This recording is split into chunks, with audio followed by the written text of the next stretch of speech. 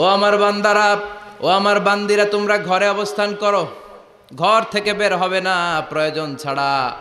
আর জাহিলি যুগের নারীদের মতো নিজেদের সৌন্দর্যকে প্রকাশ করে বের হবে না। কথাটা কার? বলো, কথা কার? আল্লাহর বাণী। আমার বান্দিরা, তোমরা ঘরে অবস্থান করবে, আর জাহিলি যুগের নারীদের মতো নিজেদের বিউটি, সৌন্দর্যকে এক্সপোজ করবে না, দেখিয়ে বেড়াবে না। ঘরের মধ্যে তোমাদের অবস্থান, তার মানে নারীর মূল আবাস কেন্দ্র হলো ঘর। পুরুষ থাকবে বাইরে, পুরুষ কাজ করতে যাবে, চাকরি করতে যাবে, সমাজে নেতৃত্ব দিতে যাবে, রাতের বেলা বিশ্রামের জন্য ঘরে আসবে। আর নারী সারাদিন সারা সময় ঘরে থাকবে, ডাক্তারের কাছে যাওয়ার জন্য ঘরের বাইরে যাবে, জরুরি প্রয়োজনে ঘরের বাইরে যাবে, ঠিক কিনা? তাহলে ঘরটা বেসিক্যালি নারীদের, ঘর নারীদের দখলে, আর বাহিরটা আমাদের দখলে। এটা হচ্ছে আল্লাহর দেয়া সিকোয়েন্স। সুবহানাল্লাহ পড়ে। কিন্তু নারীরা এখন ঘর থেকে বাইরে বেরোতে শুরু করেছে। আল্লাহ সিকোয়েন্স দিলেন নারী থাকবে ঘরে, পুরুষ বাইরে। আমরা উল্টায় ফেলছি, এখন আমরা থাকি ঘরে, নারীরা চলে গেছে বাইরে। এজন্য জ্বালা যন্ত্রণা ফ্যামিলির ভিতরে বেশি না কম? আমি বলে থাকি যে নারীরা দুই জায়গায় খুব বেশি যায়, হুমড়ি খেয়ে পড়ে। এক যায় বাজারে, দুই যায় মাজারে, ঠিক কিনা? মাজারে যায় অনেক। এজন্য মায়েরা যারা এতদিন মাজার কেন্দ্রিক ছিলেন, এই অভ্যাসকে আপনারা পাল্টে ফেলেন। মাজারেও যাবেন না, বাজারেও যাবেন না। জরুরি প্রয়োজনে হিজাব মেনটেন করে বাজারে যাওয়া যেতে পারে, কিন্তু এই কাজটা মূলত পুরুষদের। কাদের কথা বলেন? এজন্য আল্লাহ বললেন ওয়াকারনা ফি বুয়ুতিকুন, নারী তোমরা ঘরে থাকো। কিন্তু ঘরে না থেকে এখন বাজার কেন্দ্রিক, মাজার কেন্দ্রিক, ঘরে থাকতে চায় না। ঘরেই যে আল্লাহ কত দায়িত্ব দিয়েছে নারীদের। এক একটা ঘর এক একটা ফ্যামিলি, এক একটা ফ্যামিলি এক একটা ইনস্টিটিউশন, প্রতিষ্ঠান। আর এই প্রতিষ্ঠানের এমডি, ম্যানেজিং ডাইরেক্টর হচ্ছে এক একটা মহিলা। চিল্লা এখন, ঠিক কিনা? রব্বুল আলামিন নারীদেরকে ঘরের এমডি বানালেন, বাড়ির এমডি, ম্যানেজিং ডাইরেক্টর। অনেক কিছু ম্যানেজ করতে হয়। ফুড ম্যানেজমেন্ট জানা লাগে, কুকিং ম্যানেজমেন্ট জানা লাগে, রেয়ারিং আপ দ্য চিলড্রেন জানা লাগে, ডিপ্লোমাসিও জানা লাগে। কেমন করে রান্না করবে এটা জানতে হয়, কেমন করে ঘরকে ক্লিন রাখবে জানতে হয়, কেমন করে ছেলে মেয়েকে লালন পালন করতে হবে জানতে হয়, কেমন করে স্বামীর মন জুগিয়ে শাশুড়ির মন জুগিয়ে চলতে হয় সেটাও জানতে হয়। এটার বলে ডিপ্লোমাসি।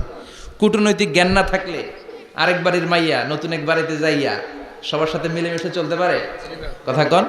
তো আপনার ডিপ্লোমেসি জানা লাগে, আপনার food management, cooking management, washing management, rearing up the children, চিলড্রেনদেরকে কিভাবে বড় করতে হয় এটা জানতে হয়। তো এত দায়িত্ব ধুইয়া, আপনার ম্যানেজিং ডাইরেক্টরের দায়িত্ব ধুইয়া আপনি বাইরে যান কেন? কথা বলেন। এজন্য আল্লাহ বললেন ওয়াকারনা ফি বুয়ুতিকুন্না, ঘরে থাকবা। ঘরে থাকলে ওই ঘরটারে বরকতময় করে দেয় কে? আল্লাহ।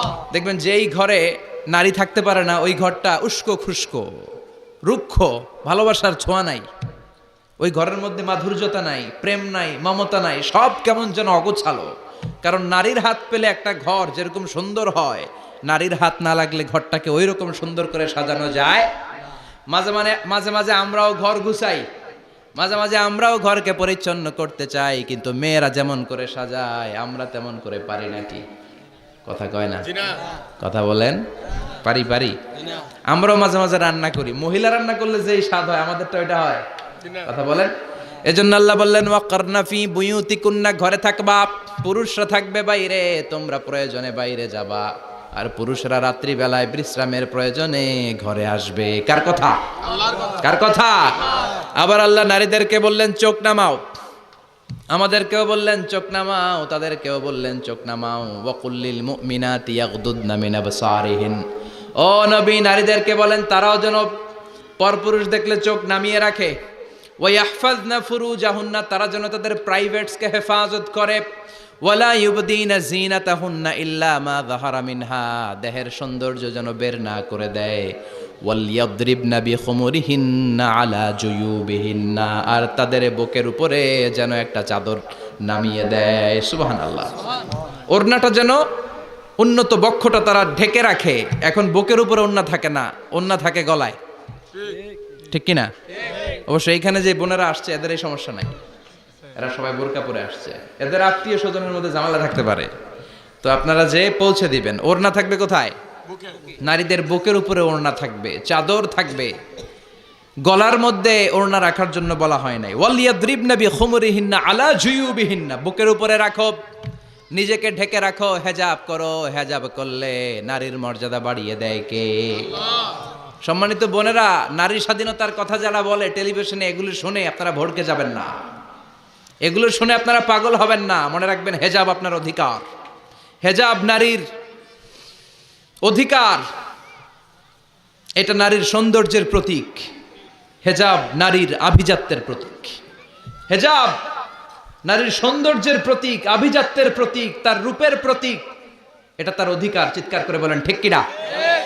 কেমন করে হেজাব দেহ থেকে সরাতে হয়, কেমন করে দেহ থেকে কাপড় নামানো যায়, এটা হইল শয়তানের মিশন। এটা কি? শয়তান যখন নিষিদ্ধ ফল সাইয়েদনা আদম আর হাওয়া আলাইহিস সালামকে খাইয়ে দিল, সাথে সাথে জান্নাতের কাপড় পড়ে গেল।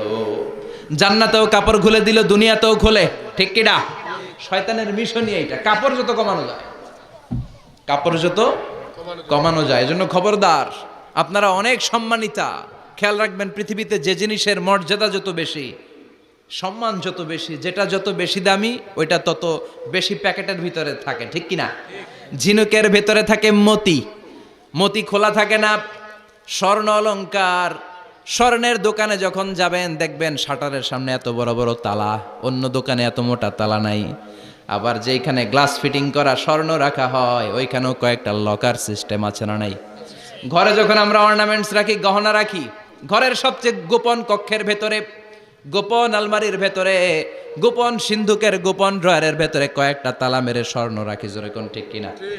50,000 টাকার বান্ডিল নিয়ে যখন রাস্তায় বেরোই, কেউ হাতে নিয়ে বেরোয় না, এমনি দেখায় দেখা যায় না। এই যে দেখ 50,000, কখনো কাউরে 1,000 টাকার নোট ধরেন, এটা 1,000 টাকার নোট, কয় হাজার টাকার নোট? কথা কয় না, 1,000 টাকার নোট। এটা কাউরে দেখবেন যে 1,000 টাকার নোটটারে এইভাবে কইরা এদিকে অর্ধেক আর এইভাবে এইভাবে রেখে রাস্তায় হাঁটতেছে? কোনো পাগলও হাঁটবে? কোনো পাগলও হাঁটে না, কারণ দামি জিনিস। এটার হেজাব লাগবে, এটা নেকাব লাগবে, এটাকে প্যাকেট করতে হবে, এটাকে প্রিজার্ভ করতে হবে। এজন্য যে নারীরা হেজাব করে তারা কোনোদিন ইফটিজিং এর শিকার হয় না। চিল্লায় বলো ঠিক কিনা? হেজাব যারা করে তারা বিপদে পড়ে না, কারণ হেজাব পরলে এক একটা নারীকে জান্নাতের হুর পরীর মতো লাগে। ঠিক কিনা? সম্মানে মাথাটা নিচু হয়ে আসে, তাকাতে গেলেও ভয় লাগে। আল্লাহু আকবার! কি সম্মান আল্লাহ দিলেন! এজন্য আমার মায়েরা বোনেরা, আপনাদের সম্মান রব্বুল আলামিন হেজাবের ভেতরে রেখেছে। হেজাব হচ্ছে আপনার সিকিউরিটি। হেজাব কি? এটা আল্লাহর দেয়া আপনার জন্য সিকিউরিটি। আপনি আপনার সিকিউরিটিকে নষ্ট করতে পারবেন?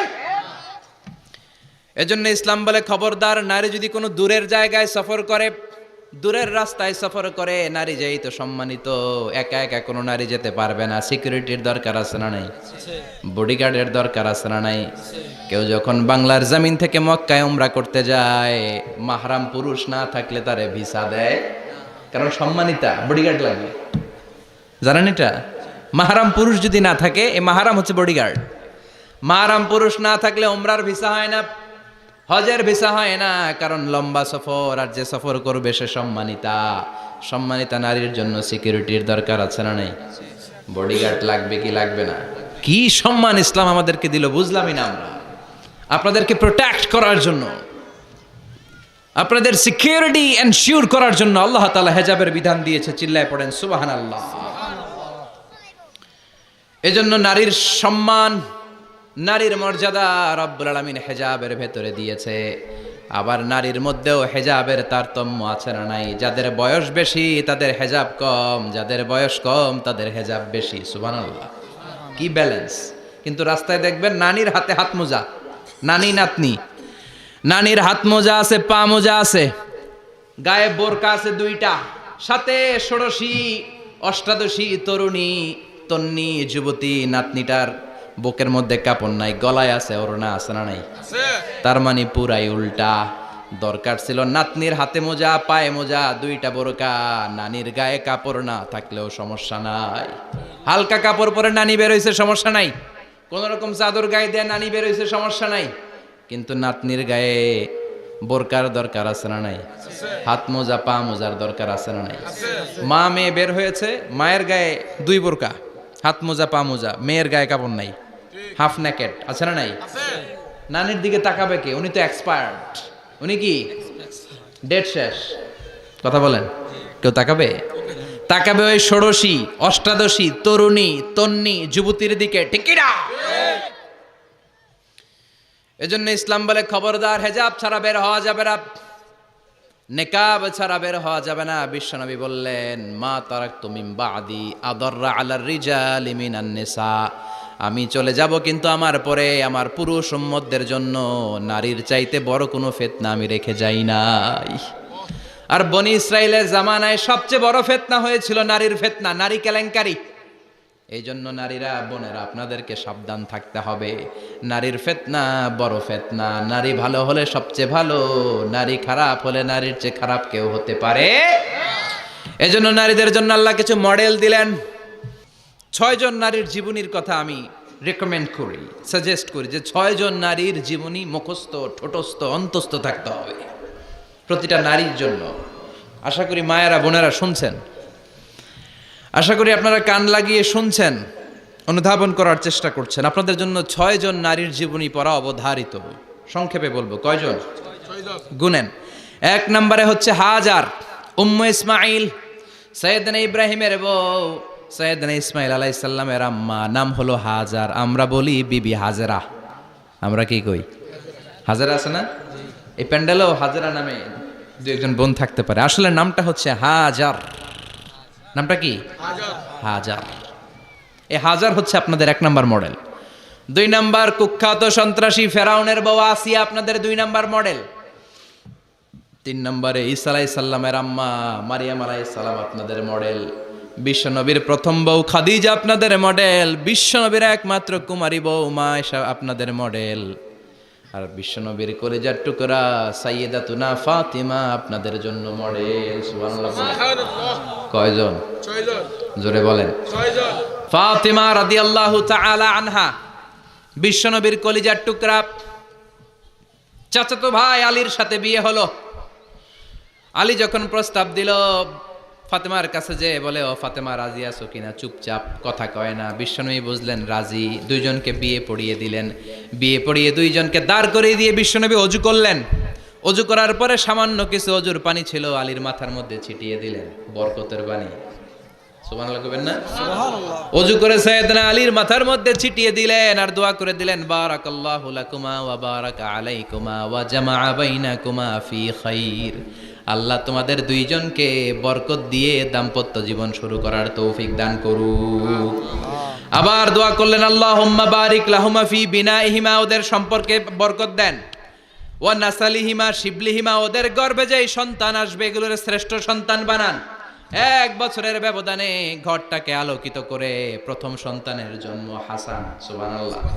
হাসান রে বিশ্বনবী এত আদর করেছেন, বিশ্বনবীর কাছ থেকে এত আদর কেউ কোনোদিন পায় নাই। হাসান রে বিশ্বনবী ডাকতেন লুকা। বুখারীর বর্ণনা। শব্দটা কি? লুকা মানে পিচ্ছি। ছোট বাচ্চাদেরকে আপনারা কি কন? আরে পিচ্ছি তো আমি কইছি, আপনারা কি কন? নাগাইশে কি বলেন? বাচ্চা বলেন, বাবু বলেন, আর কিছু কি বলেন? আর কিছু নাই। তাহলে এই যে বাবু পিচ্ছি, হ্যাঁ, এই বাবু পিচ্ছি আরবি হচ্ছে লুকা। বিশ্বনবী ফাতেমার ঘরে এসে বলতেন, আইনা লুকা, পিচ্ছিটা কই রে? আমার হাসান কই, আমার নানা ভাই কই? আর বিশ্বনবীর আওয়াজ শুনলে হাসান এসে বিশ্বনবীর কাঁধে, আল্লাহু আকবার। বিশ্বনবী বলতেন, ফাতেমা আমার কলিজার টুকরা, যে ফাতেমারে কষ্ট দেয় সে আমারে কষ্ট দেয়, ফাতেমারে আনন্দ দেয় মানে আমি বিশ্বনবীরে আনন্দ দেয়। এই ফাতেমা সব সময় পর্দায় থাকতেন, দিনের বেলা বেরোতেন না, সারা দিনে টয়লেট করতেন একবার, সেটাও করতেন রাত্রে, যাতে দিনের বেলা কেউ তারে না দেখে। কি ব্যালেন্স লাইফ, কি ব্যালেন্স লাইফ! রাতে একবার টয়লেটে যাওয়া মানে কি সারা দিন খাওয়া দাওয়া এরকম ব্যালেন্স করে করতেন। কেউ দেখতে পারে নাই ওনারে, কেমন ছিল কেউই জানতো না। এমন ভাবে চলাফেরা করতো, কোনো পুরুষদের সামনে দিয়ে কখনো যেতেন না। এজন্য ইন্তেকালের আগে আলীকে বললেন, আলী, বিশ্বনবীর ওসিয়ত অনুযায়ী কিছুদিন পরে আমি আমার বাবার সাথে সাক্ষাৎ করব। ইন্তেকালের সময় বেশি লোক আমার জানাজাতে আসার দরকার নাই, নিজেরা দোয়া করে দিলে চলবে। আর আমার জানাজার খাটিয়ার উপর দিয়ে বিশাল একটা বোরকা দিয়ে দিও। এটার আরবিতে বলে নাউশ। কি বলে? এই প্রথম কোন নারী তার খাটিয়ার উপরে নাউশ ব্যবহার করেছে, জন্য এটাকে বলে সুন্নাতু ফাতিমা, ফাতেমার সুন্নাত। সাইয়েদাতুনা ফাতেমার আগে কেউ জানাজার খাটিয়াতে নাউশ ব্যবহার করে নাই। আল্লাহু আকবার। আলীকে বলে গেলেন, আলী অল্প কয়েকজন পুরুষ নিয়ে জানাজা দিও, বেশি মানুষের কাছে আমার নিও না। দুনিয়ার বুকে আমি লুকিয়ে লুকিয়ে চলতাম, মরার পরে লুকিয়ে লুকিয়ে আল্লাহর কাছে চলে যেতে চাই। পুরুষদের সামনে আমার নিও না। ও মা, এই ফাতেমার জীবনী থেকে আপনার জন্য শিক্ষা হলো পর্দা। সব সময় এই পর্দাটা দেহে থাকার দরকার আছে না নাই? রাজি আছেন তো? তাহলে এই 6 জন নারীর জীবনে যদি আমার মায়েরা পরে, আমার মায়েরা বোঝে, ওই মায়েরা বিপদগামী হতে পারে নাকি?